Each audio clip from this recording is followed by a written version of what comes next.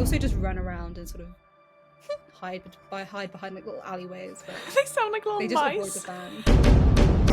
I mean, I did get pied by Carlos Sainz and Sebastian Vettel for a selfie. I just can't believe that you blocked someone for calling them unemployed and it like wasn't Anna. You wouldn't block me. He would have blocked you by now if he wanted to. Why are we not like spotlighting ethnic minorities in motorsports? Like, the man doesn't know how to pick trousers, and that's absolutely fine.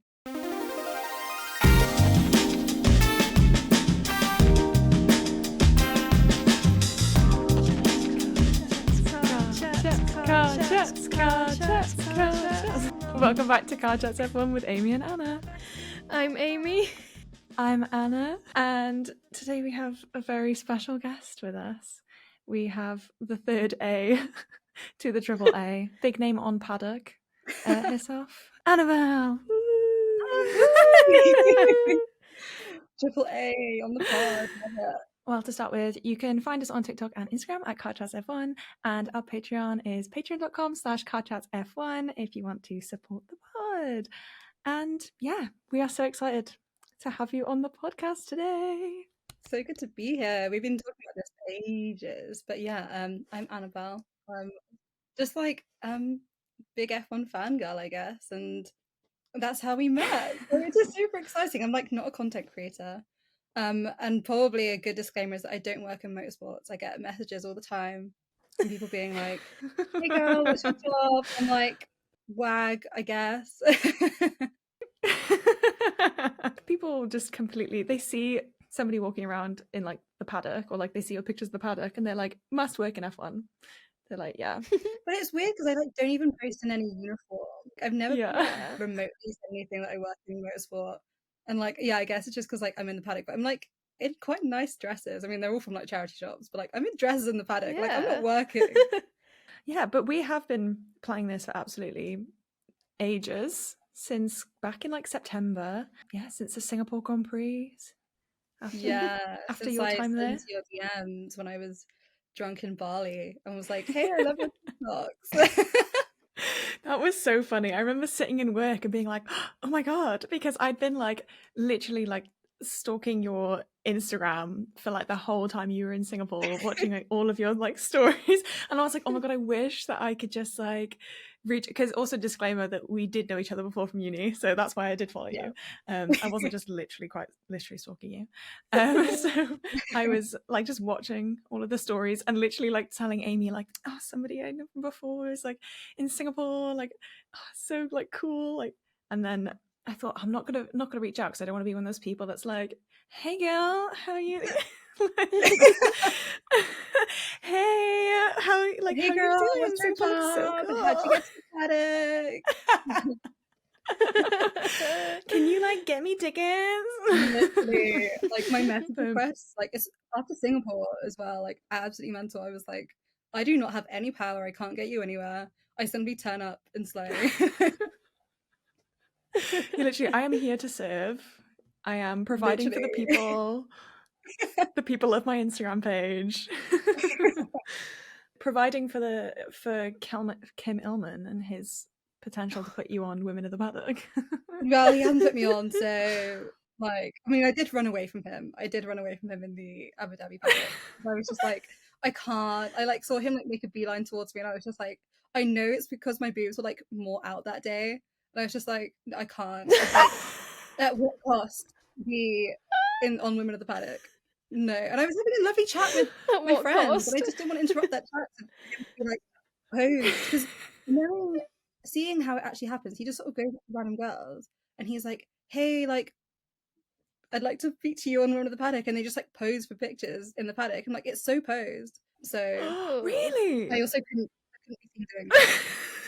I thought it'd be like casual, like I'm just walking through the paddock, oh no, like he snapped a pic of me. I think some of them are, like when it's the WAGs and stuff, it definitely is more, but like when it's just like random guests, or like I've seen people go up to him who obviously know about his post and they've been like, hey, and then like he'll like take some pics of them and I've like seen them on the paddock. I'm like, I mean, get your bags, sis, like you wanted to be on there, you got it. But I'm like, I just couldn't, like I know too many people in the paddock for me to be like doing my little poses for Kim Illman, and I'd be like, what are you doing? you've been snapped plenty in the paddock. You've got some really nice photos. I love the one of you and Ruth from Singapore, is it? Yeah, that was Singapore. Shai, who worked for Alpha at the time, like because he's basically her photographer at this point as well. Like he was walking around and she was like, "Well, we haven't got a picture properly with us together yet, and it needs to be a good photo." And then she saw him like rushing between like the different content he had to create, and she was like, "Shai, take some photos of us." And it just so happened that Clem was like behind us. Like that's my boyfriend who works at F1, and then like he was behind us and happened to be in the photos as he was doing like a live bit for like Track TV. We were just like, perfect, this is great. And then it's such good photos and like, yeah, just love Ruth so much. Oh, it's so cute. She's so nice. We've literally said this on the pod so many times. I loved Abu Dhabi and Singapore because everywhere is just so close to the track. Like you can just like wake up and like walk 5 minutes basically and you're at the track. So good. And everyone's there. Everyone's like, you'd really feel the vibes. Whereas Silverstone, I love the racing there so much. And like when you're at the track, it's so good. But it's just such a nightmare to get to. Like so much traffic in the morning, everyone's staying in like different ends of like the countryside, and it's definitely different. And there's like no after party anywhere. Like you're not going to go out in Milton Keynes. There's nowhere to go out there. No one does. But so when I went to Singapore, I was like, oh my god, this is a completely different type of race. Like I loved it.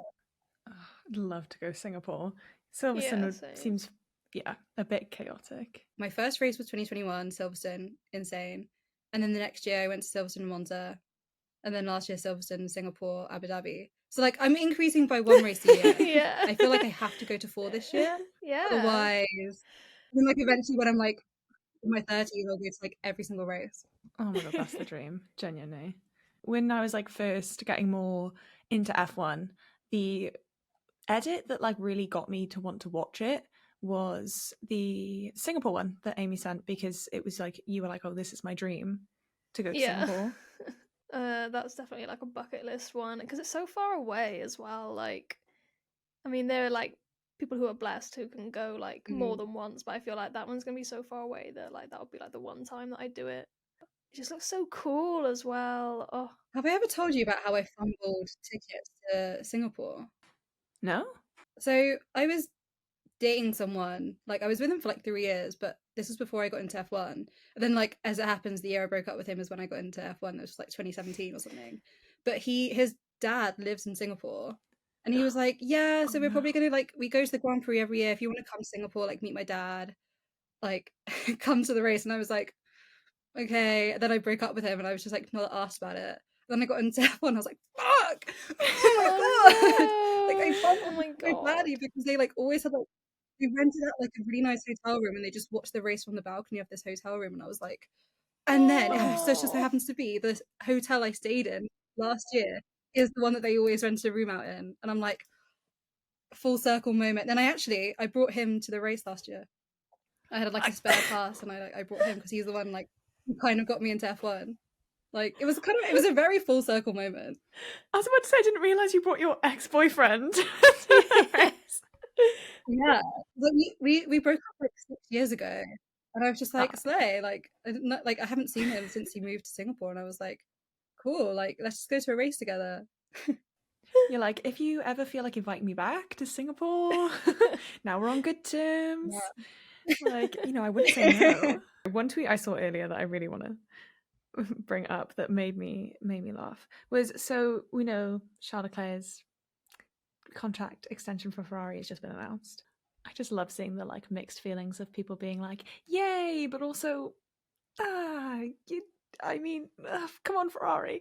At Charles Leclerc on Twitter tweeted, Lance Stroll and Charles Leclerc with their undisclosed number of years in their contract. When you own the team, it's like this. I just can't imagine him going anywhere but Ferrari. Like I think Charles Leclerc has done an amazing job at like landing such an important team and an iconic team, but also like he's kind of shot himself in the foot in that like he's so intrinsically Ferrari now.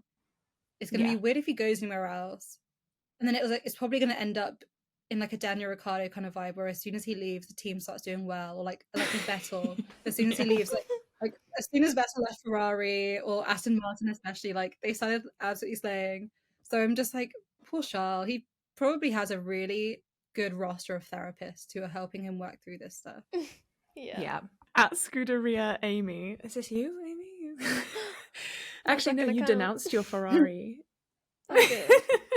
At Scuderia Amy on Twitter said, because there's a picture of him with, I don't know, he's just with someone, and then someone just said, that contract glow, oh my god, he's pregnant with a world drivers championship as we speak. Like, he's glowing. Stop it. I mean, to be fair, That's so funny. but we have some questions to ask you, just kind of around the same things that we've been talking about, all about the paddock, your kind of experience, and then also I did want to bring up just a few kind of current things that are going on in F1. So this is a very general statement, but I swear that Charles Leclerc's photographer has to be like a bit in love with him. Like the kind of the kind of photos that he gets. Do you know what I mean? Like the kind of photos that he gets is when he's like doing like, you know, those little casual ones that only someone who like is in love with you would like capture those moments, you know, when they like know the little intricacies of. I was pretty sure it was just like his girlfriend taking some of those photos, like the ones that he posted recently of him, like, you know, that of him in the snow, then he was like biting things, and I was like, he definitely, like, that was a set up photo shoot. He was like, this is gonna look so sick. He like spent hours picking up those photos, and he was like, oh my god, this is gonna pop off on Instagram, guys. And I literally sent that post to my best friend, and I was like, I love him, he looks great, but this post is giving me the ick. Yeah. Like, it was just too much, and I just like knew, looking at those photos being like, I look so hot, like this is so artsy, this is so edgy, I love it. And I was like, Shah, baby, no. That's what you were saying when Amy. Yeah, I literally messaged it to you being like, is he okay, or something like that. And then somebody asked us to talk about it on the pod last week, where they literally said, Charles Ice Baby in brackets kinda scary. He's letting his freak flag fly at the moment, where he's just being a bit more like silly and a bit more like, oh my god, did you see the video of him doing the heart? No. Oh my gosh. So he is walking with like, I think he's in Monaco. He's walking, he's got like bodyguards and stuff around him, and he's got his hoodie on. This is so funny. When I mentioned it to Amy, you literally like shuddered as if it like literally physically made you convulse. He's like walking, he's got his like hoodie, you know, like this, because that's how he is. And then he like sees someone he knows, and he goes like this and puts his like hands up and like has to shrug his things up and puts like a heart up. And I was saying, That's literally so K-pop coded. Yes, that's what everybody is like. This is fan service, like, Yeah, 100%. But I've said since the beginning, he has. This is my theory. He's always been like a goofy, like, boy. He is just like a boy who's into racing. Like, I don't think of him as like, I don't know. I think he got really packaged into Ferrari's like perfect Ferrari boy model, like, oh yeah, gorgeous and sexy, whatever. But I don't think that he exudes like sex appeal and stuff like that. I think he is just like a guy who likes cars, who just happens to be attractive. Because when you think about his like F2 stuff and his Prima stuff or whatever, and he's always like being really goofy. You know what I mean? Like the way he is in those videos, like him and Joe doing the like. Yeah. It's so bad. That was it. Like, every time I see that video and it comes up my Twitter feed, I'm like, oh my god, I need to just remember that that's him. And when I like see a photo of him, I'm like, he's so attractive. I'm like, but he's also a bit of an ick sometimes, and that's fine. No one's perfect. Like, we were talking about this last year. Like, Charles Leclerc isn't a perfect guy, and what are his like fatal flaws? One of them being his choice of clothing, and second of them just being that he's a bit silly goofy. Like, the man doesn't know how to pick trousers, and that's absolutely fine, because he needs to have some sort of drawback to him. This is what I said when I said about him with sport, when I was like, it gives me the ick when he like can't play sport, but I like it when he owns it, you know, like when he's like, oh, I'm, you know, just really bad, like his skiing one where he being like climbing, whatever, that's funny because he owns it. But when people insist on saying that it's hot when he plays basketball or like things like this, like when people are like, oh, he's got to shove so hot, I'm like, girls, it's okay that he's like just a bit goofy. all of the guys that I like are like that. I feel like honestly with most of them though, they are just like boys who are super into cars and super into racing, and some of them happen to be attractive, and all of them are now celebrities because of like the state of the sport. Like Esteban Ocon is prime, like silly goofy, like he's so millennial. Like that video he posted yesterday of him showing the phone to the TV, I was like, Slay, like you clearly like thought of this idea or saw someone else do it, and you made probably your girlfriend record it and was like, this is gonna make the fangirls laugh. It made us laugh in like the worst way. I couldn't watch it. Like his group chat probably sent it and were like, Esty Han, what is this? Like, I don't get it. You're better than this. I literally like couldn't watch it. I like started watching the first few seconds. I was like, you know what? I just literally can't do this. Isn't it with like Timothy Chalamet or something? Like who's on the screen? It's Loki, isn't it? Loki. Yeah. If it was Timothy, I would have watched it a couple of times. I would not. That would explain like You're like, ew. I'm not a Timothy Chalamet girl. I was. There's something about when you see someone like see who someone dates, and then it says a lot about them. Like I'm so happy for Mick, and like they seem like a really good couple. But when he first like sort of hard launched or soft launched her, and like, or like we found out, and I was like, another F1 driver going for like a petite European model. What a shock! Like I was like, Mick, I thought you were that because if you saw his ex, like she was very girl next door and like childhood friend or whatever. And then when another driver decides to join the like insanely hot, probably Portuguese or French model hype train, I'm like, what better than that? I'm like, I'm sure these people are lovely. Like whenever I've seen the WAG in the paddock, I'm like, they have so much personality. They're so beautiful. Like good on them. Like honestly, good on the driver more so a lot of the time. Yeah, they're just dudes. Sometimes I'm like, I thought you were better than that, and that's how I feel about Timothy and Kylie. Yeah. That's what you were saying before about last week, Amy, about Oscar and Lily. Yeah, like, they're just so cute, and they're so like like couple next door, whatever you call it. Like they both seem really just like relatable. I think that's why people love like both Lilies so much, that they're just kind of normal people. I mean, obviously Alex's Lily isn't that normal. She's like a pro golfer, but she is someone with her own stuff that goes on, and she has her own career that we know about. And but she still manages to go to races, which is pretty cool. But like you see these WAGs go to every single race. I'm like, when do you work? Like, how do these people have money? That's what I don't get, because Carmen doesn't go to that many races because obviously she works. Yeah, but it's like ones I don't get are like, I don't mean to like bash the WAGs, but like one thing I don't get is like, because I mean I would 100% quit my job and just I go to races alongside my job. I try and go to as many as I can as a WAG, and I'm there like, I get it. Like if I could quit my job and just go to races and follow my person around, I'd be like, obviously. But I don't get that. But I think we're probably going to see Carmen at more races now, because I think she's quit her job and she's full-time like influencer, like content creator now, is what I saw somewhere. So that would explain why she was in the don't hold me Tommy to that. It's just like I saw on Instagram. Good for her. Get your bag. Yeah. When you think about people being influencers, it's, I mean, obviously a lot of the WAGs are influencers, but it makes me think about, I was going to say about how I think Arthur Leclerc is just going to become an influencer. False alarm, Arthur Leclerc is now employed. I repeat, Arthur Leclerc is now employed. Good luck in GT3, Arthur. And as Ferrari's development driver, we love you. Please don't block us. I can finally sleep at night. Yeah, no. Wait, you cut her on Arthur Leclerc. Oh. Sounds like me. I fully think that he's going to just be in his influencer bag now. I mean, like, Mick's kind of paved the way for that. Like, I don't see him as, like, a driver as much anymore. I'm like, obviously he's still racing this year, but I'm like, that's a boyfriend of Instagram. Like, that's Layla's boyfriend. That's not even, she's not even his WAG now. Yeah, that's what, like you said, he's her WAG. But I'm really surprised, He'd not said anything about driving.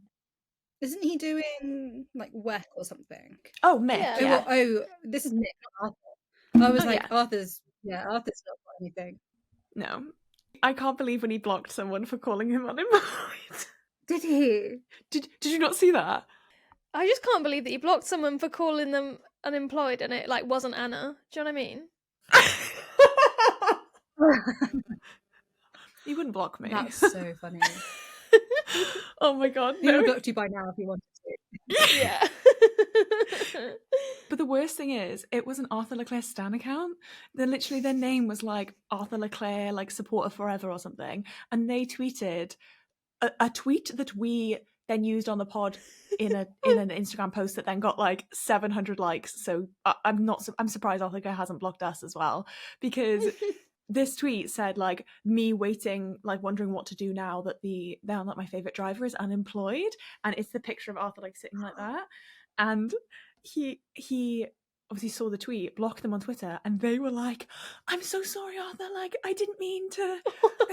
I understand that must have been offensive. I didn't think you were active on Twitter and stuff." And she like deleted the tweet and was like, "Please, everybody, like I didn't mean it." And I was like, "Boy, that." And then someone tweeted saying fair, like that must be mortifying, like especially because you've actively said that's your favorite driver in the tweet. He's seen that and been like, I don't care if like I'm your like if you're my number one fan, you're blocked. And like I would probably go into hiding and like delete all my accounts if that was me. Yeah. It literally somebody else backed her up and was like, to be fair, it's very jobless behaviour for him to have blocked you for saying that he's unemployed. Very jobless to be like looking on Twitter at what everyone's saying about him. I feel like if I saw one bad thing, I'd never do it again. Like I don't like when I get like random people commenting on my TikToks, and I don't even like create content. I just post silly little videos of like recaps of when I go to races, because I quite like using little silly CapCut templates. And then like some people will just comment on my stuff being like, yeah, well, you're rich, or like, how do you even get there? I'm like, I don't need to be mean. It's not like I'm even creating proper content. Like you took the time out to type out a horrible comment or like a bitchy comment and do that. Like just touch grass. Yeah. Honestly, some people could be so mean. Some of the stuff we've had on our like TikToks before, the Paddock WAG stuff. What was that? Oh my god. Well, we talked about I said I thought that Paddock WAG was Australian for so long because I'd never heard him speak and I'd like never seen it, and then people were like going off on me. It was Amy like messaged me and was like, don't go on our TikTok, like don't. It's crazy like what people like, I don't know, like cling on to, like the way I had to delete loads of comments because some of them were like bordering like racist territory, and I'm like, huh? Like, and then like as soon as one person comments something a bit like, oh, that's stupid that you thought he was Australian, everyone is constantly like, yeah, so stupid. So, do you know what I mean? And then as soon as you like delete the comments, people are just suddenly being all like positive again.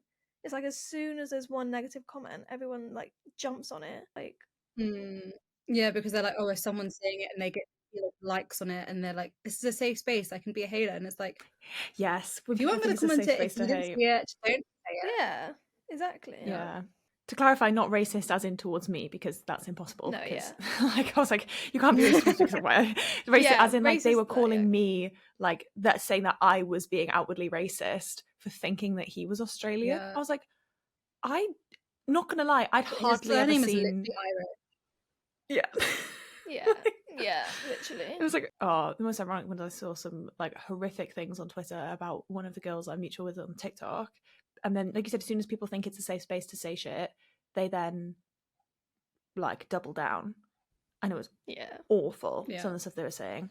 Like just actually mean, you know, like literally like commenting on how she looks or like how she spoke and all this, like really going in on a video where she literally just said, Charles Leclerc fans acting like he's underrated when he's one of like the most well-known drivers.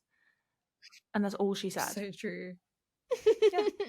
And that's all she said. Like F1 Twitter is just so toxic. Like, I mean, Twitter for stan or like fandoms is toxic generally. Like before I was super into the sort of F1 fandom, I was like a big K-pop fan, and I had like a stan Twitter. Like it was definitely like a big thing for me during lockdown because I had nothing else to do except go on Twitter and like talk about K-pop. Now I stopped that for F1.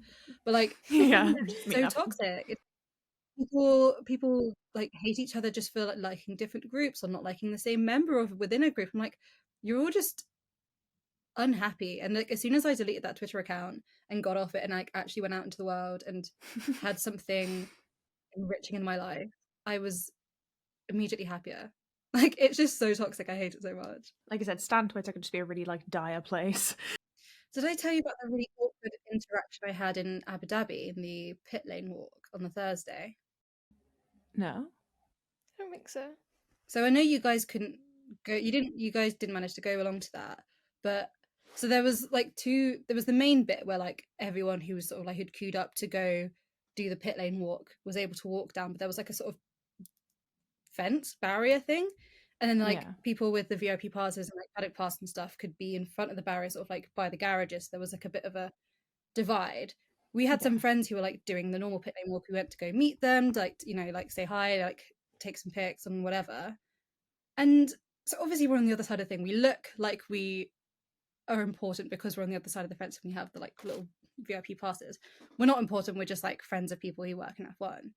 And then some girl who's next to my friend just goes, "You," and points to me. She's like, "How much do you have to pay to be there?" And I'm like obviously a bit flabbergasted because I'm like, that's so rude for this person just like call me out in front of all these people. And my friend who's with me, she's like, she didn't pay a single penny. Her boyfriend works in F1. And she was like, "Oh, what does he do?" And I felt like I had to justify myself being there. When really, she could have just been like, "Hey, like that's super cool that you're on the thing. Like, how did you get there? Like, I'd love to know because then like I want to be there." She's only bitchy to me because she wanted to be there. And I was with a friend who works in an IndyCar, and afterwards when we were walking away, she was like, "Damn, like F1 fans can be like super bitchy and like super jealous." And I was like, yeah, I just didn't realize that would happen in person because I see it online a lot, but it happened in person. I was like, damn. Yeah, that's not odd. You're like, there's so many better ways that you could have gone about that. And she chose to be like, you. I was like, okay, she probably thinks I'm super rich and important and I'll take it. I come across as rich. Yeah. Like, if I'm getting rich. In reality, I was wearing a dress that I bought from a charity shop that cost me £6 that day. Slay. Slay. Honestly, my favorite Abu Dhabi outfit was definitely one that we got from like TK Maxx, like when we went shopping literally like a couple of days before we went out, and I got like a dress for like £8, and I was like, yeah, my Ferrari WAG dress. Oh my god, I love that dress so much. It's so nice. I just found it so funny when you were like, well, I sent it into the group chat. I was like, not like, I'm unsure about this one, and you literally were like Ferrari WAG dress because it's like kind of like reddish. Yeah. And then that was the day that I met Arthur Leclerc, and he was in his Ferrari Academy, RIP, Arthur Leclerc's Ferrari Academy career. And then I had people replying to my story from work who don't understand like F1 or anything, and they were like, "Is that you and your boyfriend?" I'm like, "Yeah." I think Amy, you're like slightly delayed. That's why I keep like going to be like, and then you're like, I can tell I'm delayed because every time I speak I have to wait like 10 seconds until someone responds to me, so I'll let you take the questions away so that I don't just yap. Fluent in Japanese. Yeah. Right. We've already like touched on this. So your first Grand Prix was Silverstone 21, right?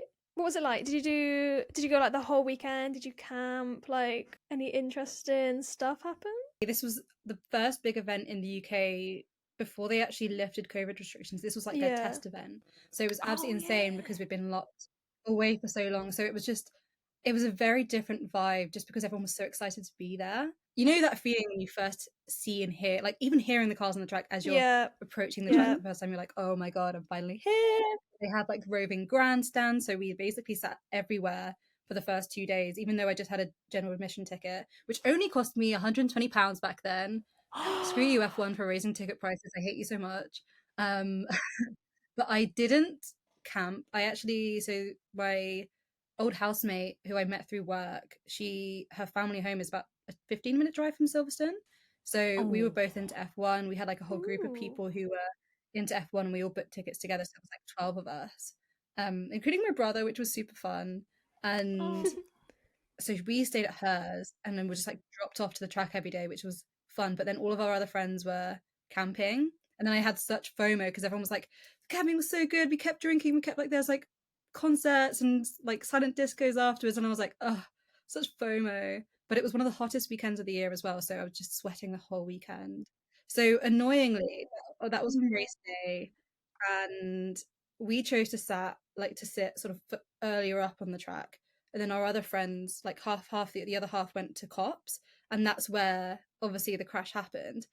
After that happened, obviously, like red flag, yellow flag, they came running over to us being like, oh my god, we just saw it all happen in front of us. Like my friends had like cuts on their neck and like cuts on their head from where the gravel flew off from the cars like slamming into the barriers, and they were like, it was so sick, like oh my god, we like got hit by gravel, that Max Verstappen's car.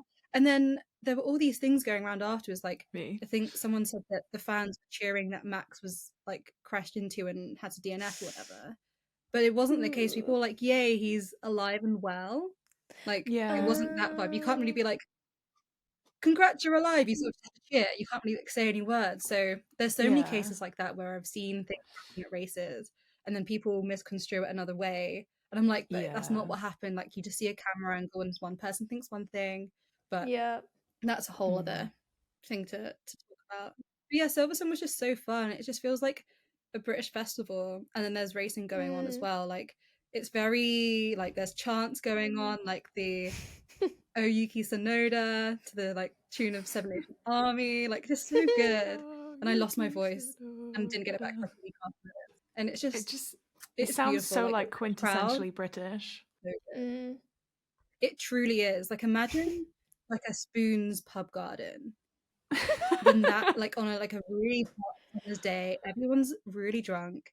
There's racing going on, and like I think what I love about Silverstone is there's so many different fans. There's so many different types of fans, and they all come together, and it's very like safe is I guess how I feel there. Like you see fans of every different type of team, like people who've been watching it for like decades versus people who got into it only relatively recently, and everyone's just really nice. Like you can sort of talk to anyone there, and everyone's just like happy to be there and happy to talk to you. At least that's how it was in 2021. That's so nice. That's really good to hear that about the British Grand Prix, to be fair, because that's the kind of vibe that I get is, like you said, a bit more of just like the community, I guess, of it, aspect of it, of everybody just being in it, like there because they want to, you know, they love racing, they want to go. Doesn't matter whether they're a old fan, new fan.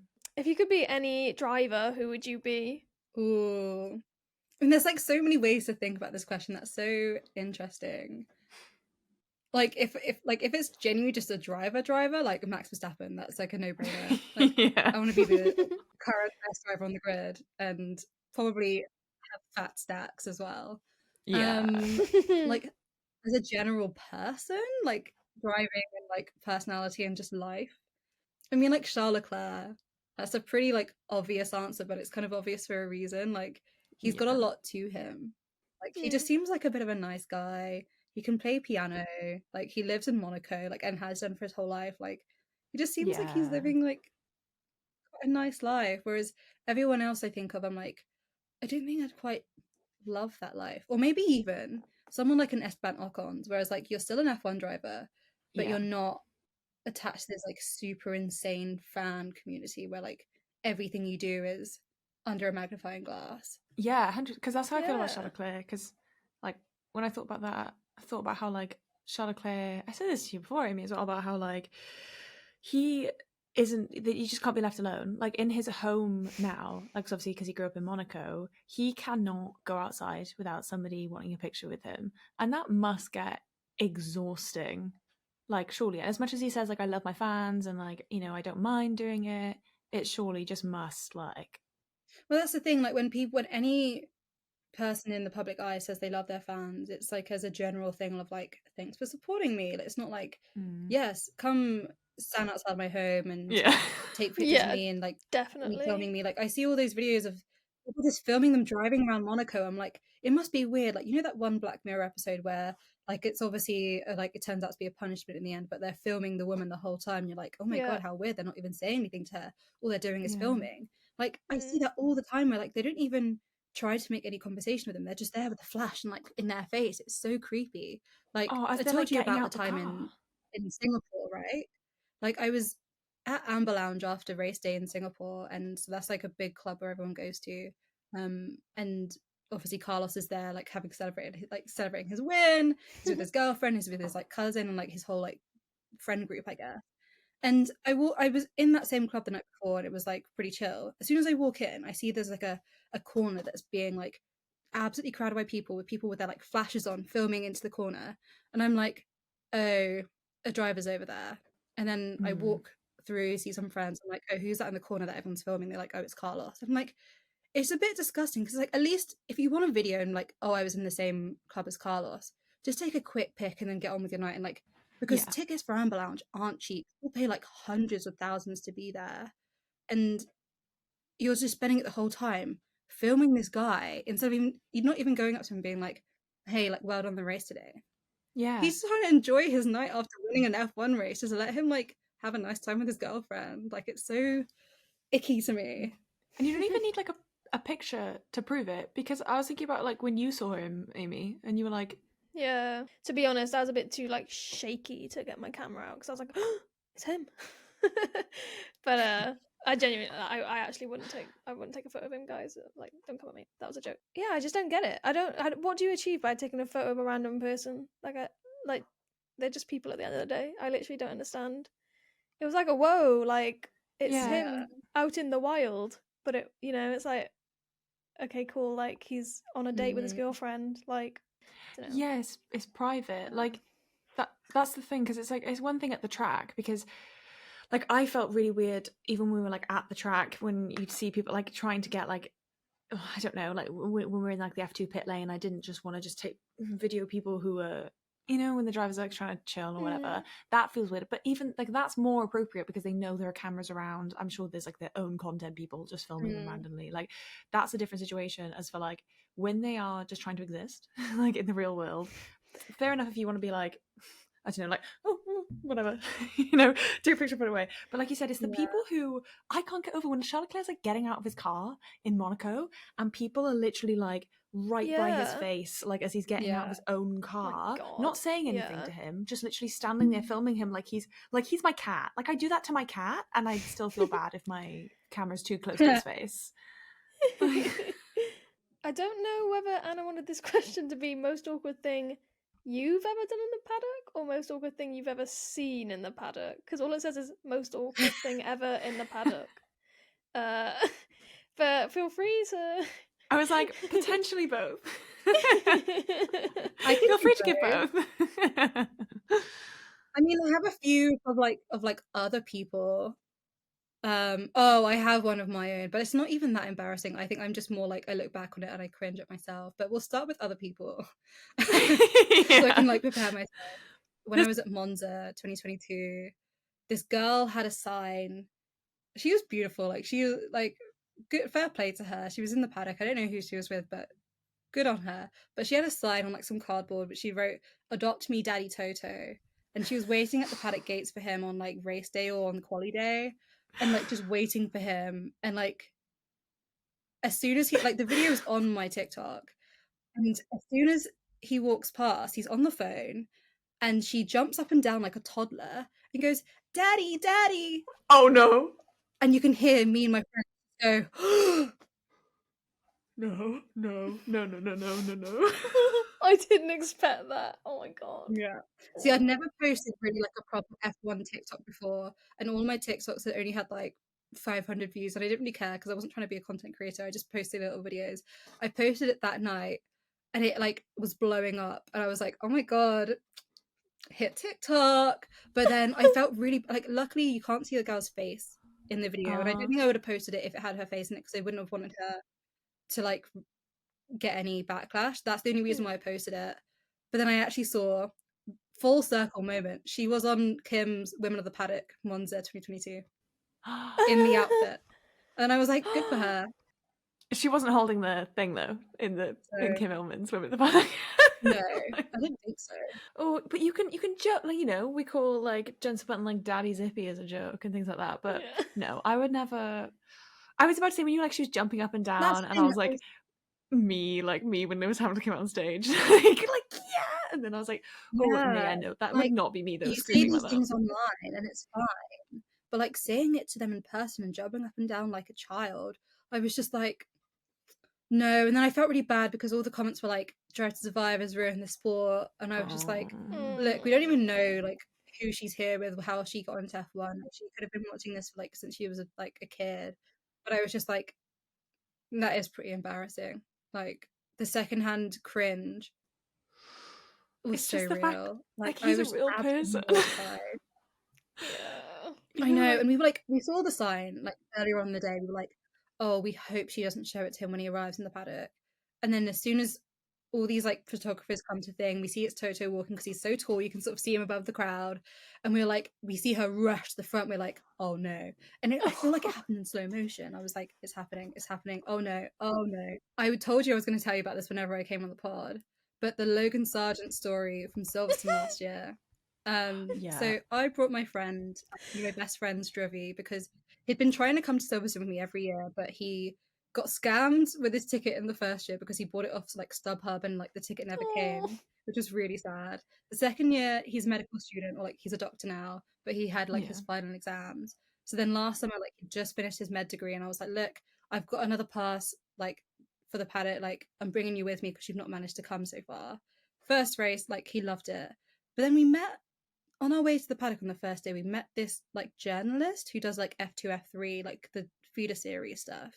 Got talking to her, like we were hanging out with her the whole week. So obviously she knows like the F2 drivers and the drivers that have like sort of recently come into F1, including Logan.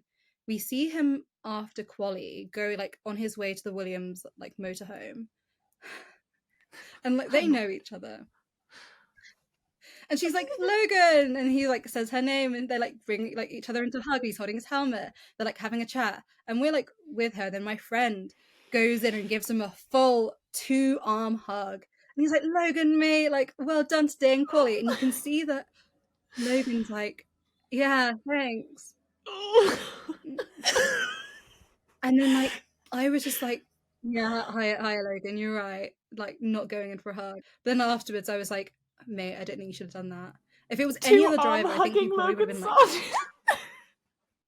like I think Logan's the only driver he could have possibly done that with. Like if it was anyone else, he was not going to get anywhere near them. Maybe Oscar. He wasn't like super popular at the time. And it was only really after Silverstone that he got like super popular because he did quite well. There's no chance you're getting near any of the other one to bring them in for a 2-arm hug. 2-arm hugging Logan Sargeant. A double arm hug. Oh no. Yeah. Oh my god. I literally just I mean, to be fair to him, like, you know, big baller move, but I mean, he's had Logan Sargeant and I haven't, so like maybe he's winning. Maybe he's winning. I was gonna say like fair to him because you can't control, like you don't know what you're gonna act like around like the drivers or the teams or whatever and until you're in that position. All the time on TikTok, like people like, if I ever saw that person, like it's on site. I'm like, no, because as soon as you get to Paddock, you're so excited the fact that like you're seeing these kind of characters in real life, and you just take a selfie with like I think I have a selfie with like Christian Horner, even though like I'm a hardcore Christian like Horner hater. Like I love that t-shirt, and that's me. But then as soon as I saw him, I was like, "It's Christian Horner, cool! Like let's get a selfie." Yeah, I'd get a selfie with any of them. Like, I mean, I did get pied by Carlos Sainz and Sebastian Vettel for a selfie, and that was again my like first day in the paddock, and I was absolutely mortified. And I really had to like amp up the courage to go up to drivers again and like ask for selfies. But like it wasn't anything to do with me, I hope. But like they're obviously running around between sessions and like had to dash to another meeting in the motorhome, and they're like surrounded by so many people, and I was just like, it's fine. And I did get like selfies with them eventually, but I was just like, oh my god, I just got rejected by Carlos Sainz. Getting pied by Carlos Sainz. Like. And my last question is, you've probably already touched on it, but like, what was the most like starstruck you've been like at a race? I mean, obviously the drivers the first time, and I think Lewis, like even though I'm not like the biggest Lewis fan, I obviously like really support him as a driver, but he just has this aura about him. He walks through with his full like security detail. He looks good. His skin is immaculate. I'm like, drop the skincare routine, hun. But like very starstruck by him just because he walks past and you're like, damn, like that's Lewis Hamilton. Like you can just tell he's important, whereas like all the other drivers walk in there like threw in their team gear, sort of skulking around. Like you can tell they're sort of like little nerdy racer boys who like just happen to be rich and famous now. But honestly, nowadays, like the people I'm most starstruck by are like the random celebs, or honestly the wags. Like I did not care about Charles Leclerc in the Abu Dhabi paddock. As soon as I saw his girlfriend, I was like, holy mother, like that's a woman. And she's just like absolutely incredible. I saw her like chatting with Pika at like the iced coffee stand, and I was like, holy mother of God, like I can't believe these people are real. Florence Pugh at Silverstone last year, I heard that she was going to be there. Oh my God, the Hemsworth brothers as well, actually, in Abu Dhabi. Like I saw Chris Hemsworth because Ruth told me that he was there, and like she like was interested in him, and I was like, oh my God, Chris Hemsworth.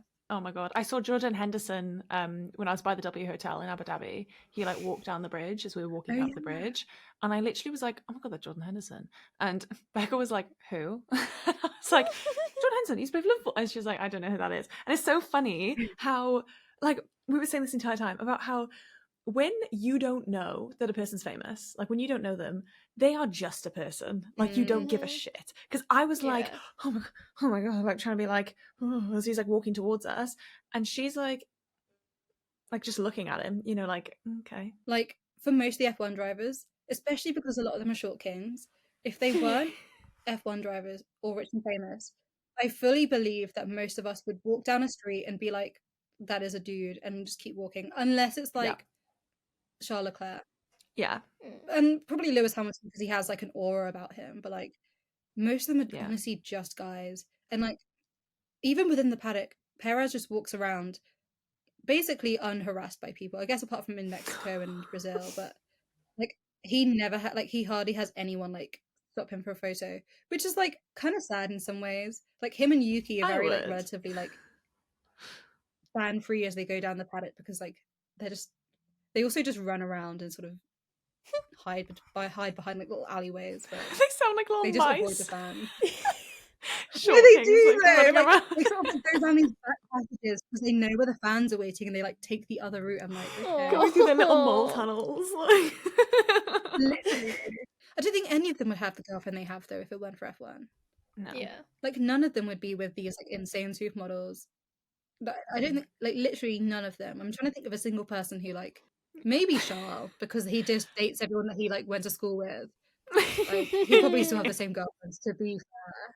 Back when he used to have like a really like normal looking girlfriend, and that's never an insult. Like before when we've said about it, I'm like, it's not an insult saying like they were normal looking. Like she was really really pretty, like, but she just looked like a normal person. And then since then he's gone like more model-esque, and then like supermodel, like, you know. It's literally like he's put this woman into ChatGPT and then be like, make her more modelly. And then he had Charlotte, and they were like, no, even more modelly, and now he's with Alex. I'm like, good for you, King. Oh, and like, and also within ChatGPT, make sure they were all friends in Monaco. Yeah, make sure they've commented on each other's Instagram posts before. Yeah. I mean, that's enough to give me the ick. Sometimes I need to like give myself the ick to like keep myself in check. I'm actually going to do a shout out to Theo Porcher's sister. Like, big up Pauline. Like, I think that's her name. We were all in a club in Abu Dhabi after we like left that boat.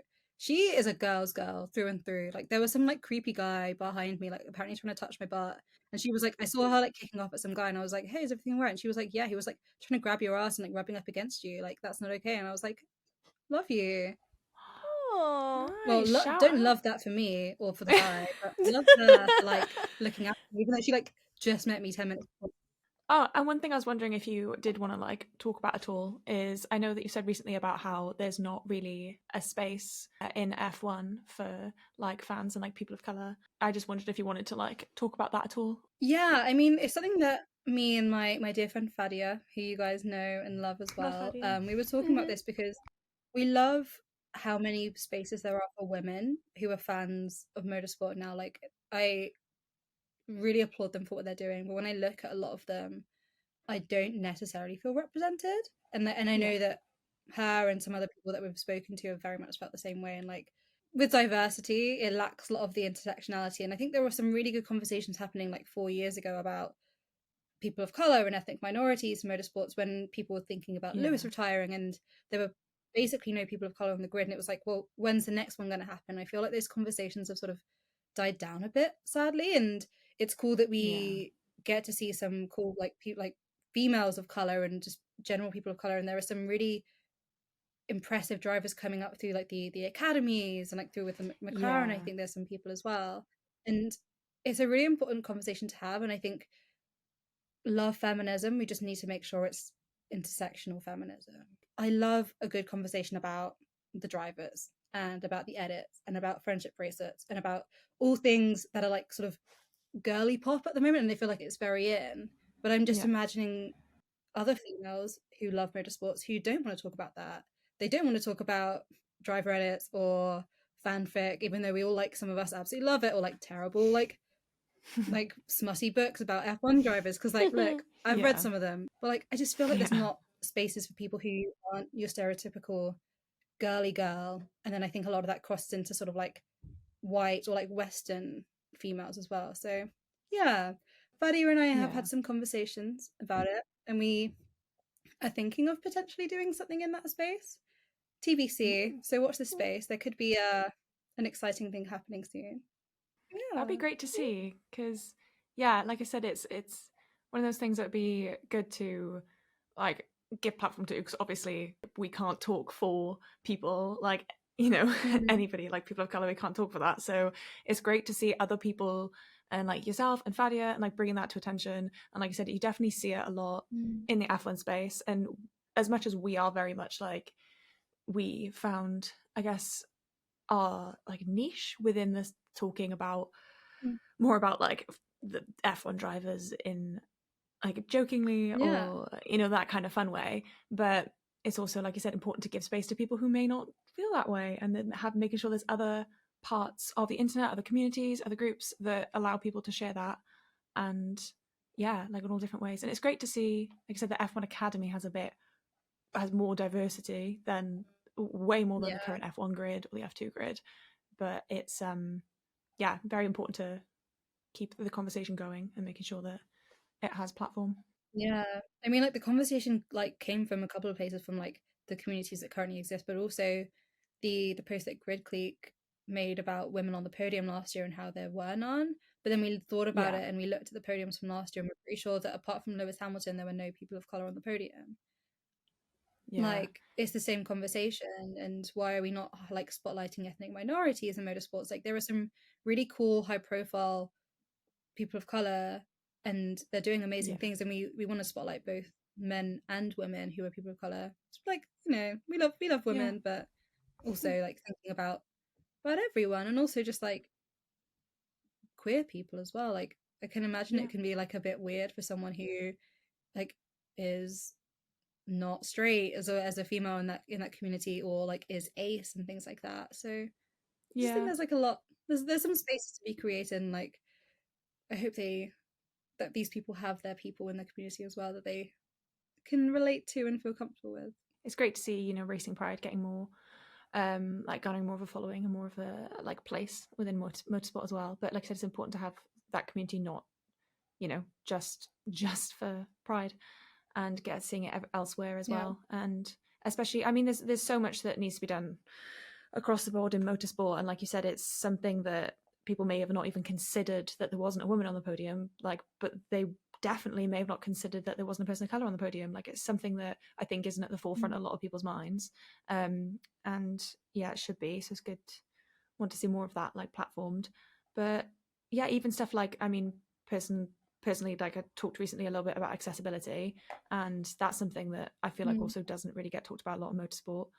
I would love to give more of a platform to people who do know a bit more about inclusion, diversity, accessibility and stuff as well, in making sure that it's it's talked about and something's done about it. I mean, is it Channel 4? They have the presenter who's like a double amputee. Oh, Billy Monger, Billy? Billy Monger. Yeah, like super, super cool. I was so happy to see him get that opportunity, and like, big up. Yeah, that's great. If he ever wants to come on the pod, I watched him in the Celebrity Race across the world last year. Is this where like I nominate the next person? It's gonna be Billy now. Like he has to be on the pod next. This is like those Instagram nomination things, like the Ice Bucket Challenge. You've got to nominate the next Yeah. person to come on. On that note, it's been absolutely fab to talk to you. I'm sorry that we've literally taken like 2 hours. Oh my god. Yeah. The best time to like things to do on Friday night. I love it. Yeah. Friday night. But yeah, I guess we'll go watch some Formula E this weekend. See if we can find a good stream. Someone hit me up with a link to a stream or what? No, I didn't say that. I was doing that totally legally. TNT. What? I love you guys so much. Would you like to tell people how they can find you? Do you want them to find you? Or are you gonna... Oh, so secretive. No, that's cool. Like, I mean, I don't even know what my TikTok handle is. I think it's Annabelle J with a dot after the first A, and then my Instagram is Annabelle J, like spelt in the longest way, like the creepy doll. That's the way you spell Annabelle, and then .j. But yeah, follow me.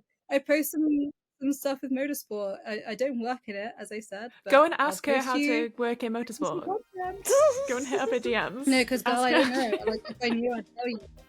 Yeah, well, you can find us on TikTok at CarChatsF1 and on YouTube, Instagram, and Threads, all at CarChatsF1. And you can go to patreon.com/CarChatsF1 if you want to support the pod and check out some bonus content and get your podcast early. And I'm at AnnaXF1 on TikTok, at AnnaXF1 on Twitter, and at Annavominable on Instagram every week. And I'm AmyXF1 on TikTok, Instagram, and Twitter. Fantastic. Thanks so much for joining us. I'm Thank you. very excited for the tea this morning. Bye. The river is flowing,